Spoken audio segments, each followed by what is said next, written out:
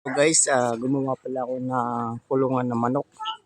So ito siya guys, itutur ko kayo. Ito na guys. Ten. Yun. So ayan guys, kung napapansin nyo is wala pa siyang dingding. Kasi yung deep dyan guys is kulungan ng aso. Pinagdugtong ko sila para merong bantay sa manok ko. So dito po, dyan ko po ilalagay yung aso. Ito po yung kalabaw. Sino nga na dyan? So dyan po yung kulungan ng aso. So nandito naman po sa loob yung pintuan ng manok ko. Siyempre, napakaangas niyan guys.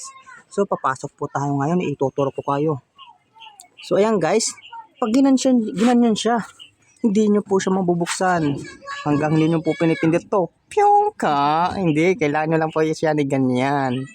Tapos open the door like that. Teden. So ayun na po guys, yung bahay ng aking manok.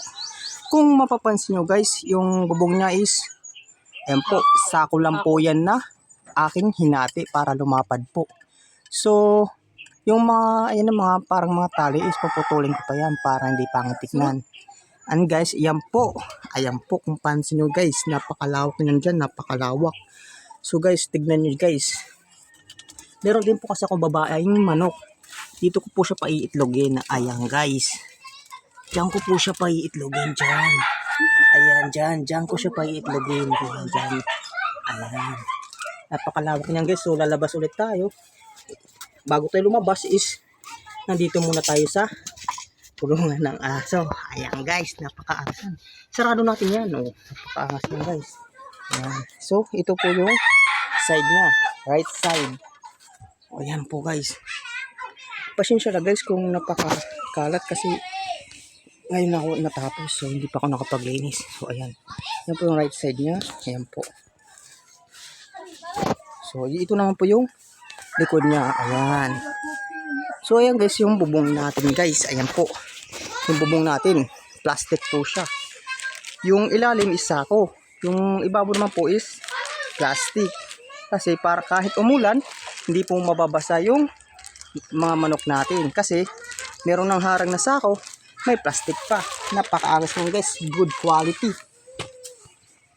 Tapos guys, ayan, napakaangas nito guys. Tignan nyo guys, kung pansin nyo, open po yung aircon natin. Open po yan. Kapag gabi guys, baka malamigan sila, sasaraduhan po natin yan. May pang close po tayo ng aircon. Ayan oh, ayan, yung plastic din po yan guys. Napakaangas. So yan po. Thank you so much for watching. God bless.